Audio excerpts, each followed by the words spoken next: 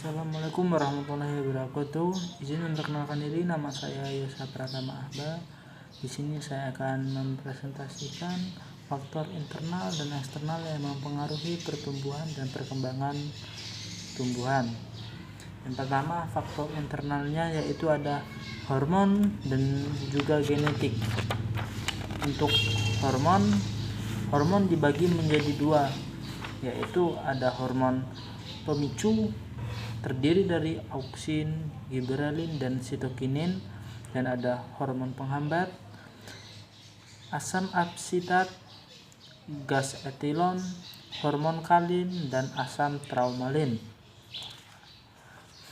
Lalu ada faktor genetik, yaitu gen adalah faktor pembawa sifat menurun yang terdapat dalam sel makhluk hidup dan juga pada tumbuhan.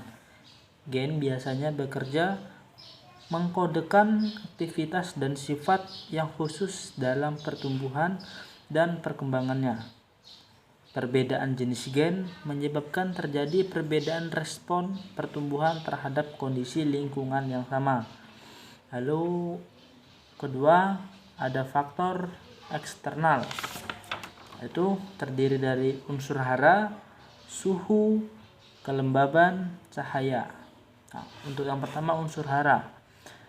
Kebutuhan unsur hara ini dibagi dua unsur berdasarkan kebutuhan dalam pertumbuhannya, yaitu unsur makro dan mikro. Unsur hara yang dibutuhkan dalam jumlah banyak atau makro yaitu terdiri dari C, H, O, N, S, P, K, S, C, A, dan Mg. Sedangkan unsur hara yang dibutuhkan dalam jumlah sedikit atau mikro disebut dengan terdiri dari Fe, B, Mn, Cu, Zn, Mo, Cl, dan Na. Gejala kekurangan unsur hara biasanya disebut dengan defisiensi. Yang kedua ada suhu. Suhu yang baik untuk pertumbuhan adalah suhu optimum, berkisaran pada 15 derajat Celcius sampai 30 derajat Celcius. Nah, lalu ada kelembaban. Tanah yang lembab dan juga udara yang kering mempercepat pertumbuhan perkembangan kelembaban. Kelembaban ada kaitannya dengan laju transpirasi melalui daun karena transpirasi akar dengan laju pengangkutan air dan unsur hara terlarut.